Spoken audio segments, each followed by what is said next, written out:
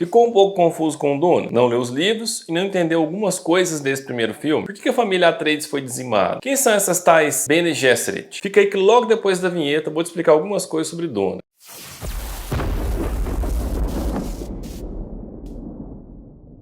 Fala gente, Márcio aqui do Antessala Cinema e Vídeo. Se você não é inscrito por aqui, seja muito bem-vindo. Aqui eu posto vídeos semanais falando de filmes e séries, sem horário fixo e sem dia fixo. Então se você não é inscrito, aproveita e já se inscreve, ativa as notificações para ficar por dentro de tudo que eu for postar por aqui. E se você já é inscrito, obrigado pela sua inscrição. Dito isso, bora lá pro vídeo de hoje. Hoje a gente vai falar do filme Duna. E em Duna a gente vê uma sociedade futurista em que a política continua forte como nunca. É um filme futurista diferente daqueles tradicionais. A gente não vê um domínio da máquina como acontece em muitos filmes. Sequer vemos um computador nesse filme. A ideologia que anima essa sociedade é de que não se deve criar a máquina para imitar a mente humana. E por causa disso, a gente não vê um cenário como o de Matrix, por exemplo, que as pessoas duelam com inteligências artificiais. Talvez eles tenham sido mais inteligentes, uma vez que mantiveram as máquinas apenas como instrumentos de trabalho. Dá para ver que a tecnologia deles é avançada, já que além de fazerem viagens interplanetárias, suas naves, embora precisem de um piloto para serem manejadas, demonstram um estilo de tecnologia diferente. A nave mais vista no filme voa a partir de um mecanismo que simula o bater de asas de um inseto conhecido como donzelinha. Inclusive, a própria concepção das naves lembra muito esse inseto. O trecho dessa sociedade, retratado nos livros e no filme, abrange duas famílias poderosas. A família dos Harkonnen, que dominou o planeta Arrakis durante 80 anos em um regime do tipo semi-feudal, e a família Atreides, muito respeitada e claramente em ascensão. Os principais expoentes de cada família são o barão Vladimir Harkonnen e o duque Leto Atreides. O planeta Arrakis também é chamado de Duna, devido a ser um planeta desértico, onde a água é um elemento muito escasso. Arrakis é um planeta muito importante, pois detém grandes quantidades de especiaria, que é um minério que eles precisam para fazer as suas viagens espaciais. Pelo filme, cogita-se que o imperador, enciumado pela ascensão de Atreides, retira os Harkonnen do planeta Arrakis e oferece à família Atreides a responsabilidade pela sua administração. Ao que tudo indica, o imperador não apenas cria as condições para uma batalha entre as famílias, como apoia o golpe dos Harkonnen para matar o Duque Leto, o chefe da família Atreides. O apoio do imperador na destruição da família Atreides parece ficar evidente na cena em que vemos os preparativos do exército dos Harkonnen para a tomada de Arrakis. Embora muito numerosos, os Harkonnen temem as tropas de Atreides, que treinadas por Gurney Halleck e Duncan Idaho são consideradas as melhores do Império. Para se garantir, o barão dos Harkonnen convoca 3 batalhões de Sardaukars, um grupo especial conhecido como as Lâminas do Imperador. A evidência do apoio do Imperador vem quando o líder do Sardaukar diz: "O Imperador ordena e nós fazemos." E um pouco antes na conversa, o emissário dos Harkonnen, ao falar sobre os 3 batalhões, ressalta conforme o acordado. Acordado entre quem? Só pode ser entre o barão dos Harkonnen e o imperador. Maiores explicações sobre essa trama intrincada aparecem no início do filme, quando o Duque Leto conversa com o filho Paul Atreides. O garoto quer ir para Arrakis na missão de reconhecimento junto com Duncan Idaho, mas é barrado pelo pai, que diz que irão juntos. E aí diz ao filho que ao chegarem em Arrakis enfrentarão grande perigo. Quando Paul questiona se o perigo está nos Fremen ou no deserto, o Duque Leto explica que o perigo é político. E aí ele explica que as casas maiores querem que os Atreides assumam a liderança, e essa pressão ameaça o imperador. Ou seja, a gente está vendo que o imperador está se sentindo pressionado pela ascensão dos Atreides. E o Duque Leto é bem inteligente. Na sequência ele conclui acertadamente que o ato do imperador de tirar Arrakis dos Harkonnen e entregá-lo aos Atreides cria um clima de guerra. Também temos o reforço dessa conspiração na fala do barão dos Harkonnen. Ele fala sobre o crescimento da influência dos Atreides e como o imperador é um homem invejoso e perigoso. Então veja bem, a gente tem 3 visões desse jogo que está acontecendo com a entrega de Arrakis aos Atreides. O Duque está vendo nisso uma oportunidade, ele acredita que pode fazer uma aliança com os Fremen, que é a população nativa do lugar. Ele acha que se ficarem firmes e fizerem aliança, poderão extrair o verdadeiro poder de Arrakis, e ele crê nisso uma forma de se tornar forte como nunca foi. Em Caladan, o mundo onde os Atreides estão, eles já dominam o poder aéreo e marítimo. A ideia agora é dominar o poder do deserto. Audacioso? Provavelmente sim. O problema é que ele não olhou além do próprio jogo dele. Ele achou que conseguiria ter tempo de se estabelecer em Arrakis, mas ele não tem. Nem o imperador e nem os Harkonnen seriam bobos o suficiente para dar para ele esse tempo. E do outro lado a gente tem o imperador criando esse clima de guerra, apenas para apoiar os Harkonnen e tirar a família Atreides do caminho. Com isso ele acaba com a ameaça sobre ele. E no terceiro ponto desse olhar, a gente tem os Harkonnen prestando um serviço ao imperador e retomando o planeta Arrakis para continuar a extração da especiaria. O que os Harkonnen ganham com isso? Além de influência com o Imperador, obviamente eles vão ficar cada vez mais ricos. E isso sem contar que eles vão tirar do caminho uma família forte, como a Atreides, que era uma família rival deles. O desenrolar dessa trama a gente assiste no filme, mas outros aspectos de grande relevância ficam pouco explicados para quem não conhece os livros. Primeiro, que ritual foi aquele que Paul foi submetido com aquela agulha chamada Gonjabar? O que é aquilo? Quem são essas Bene Gesserit? Qual a função delas? Que história é essa de que o Paul pode ser o tal do Kwisatz Haderach? Paul é filho de Duque Leto Atreides com Jessica Atreides. A Jessica, mãe do Paul, é uma Bene Gesserit e ensinou a Paul o treinamento das Bene Gesserit. Desconfia-se que Paul seja predestinado, esperado pelas Bene Gesserit. Vemos Paul sendo testado pela Madre Superiora ao colocar sua mão numa caixa sem poder retirar a mão, sob pena de ser morto com a espetada da Gonjabar, uma agulha com uma gota de um veneno mortal na ponta. O que havia na caixa que causou dor a Paul? Ali a gente tem o que é explicado no livro como dor por indução nervosa, ou seja, a criação de um cenário de dor leva a mente a sentir a referida dor como se estivesse acontecendo, embora não esteja. Nossa mente tem a capacidade que a gente desconhece. Somos capazes de somatizar doenças, recriando todos os sintomas sem mesmo ter tido contraído aquela doença. Fiquei pensando que quanto maior a capacidade mental de um ser humano, maior a capacidade de sentir. E no caso de Paul, a gente está diante de um prodígio que foi testado através de intensa sensação de dor ao enfrentar o desafio da Madre Superiora Gaius Helen Morria. Paul sobrevive ao teste graças ao treinamento fornecido pela mãe dele. Mas a gente fica meio sem entender o que está acontecendo quando a gente vê essas cenas frias. E aqui eu vou te dar algumas explicações para ajudar você